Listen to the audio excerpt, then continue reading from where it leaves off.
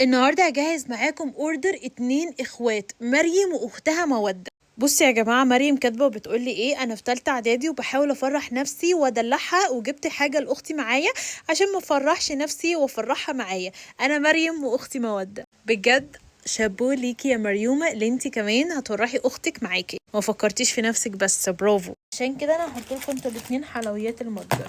احلى حاجه في الاوردر بتاع مريومه انه كان واخد من كوليكشن المحافظ الحريمي الجديد. اول حاجه اخدتها او اول محفظه اخدتها المحفظه دي يا جماعه، شيك قوي بطريقه مش طبيعيه. اخدت منها اللون الاسود. بصوا ده بيكون شكلها من جوه. طبعا هنا بتحطوا بقى الصوره بتاعتكم وغيره، والكروت بتاعتكم هنا اهو، والناحيه التانية برضو فيها كروت زي ما انتم شايفين. اما بقى ده فبيكون جيب داخلي مقسوم نصين زي ما انتم شايفين كده. بجد تحفه، يعني تقسيمه المحفظه ديت رهيبه. وبصوا اخدت ايه كمان. اخدت يا جماعه المحفظه ديت اللون البيبي بلو، اعتقد ديت ممكن تكون طالباها لاختها.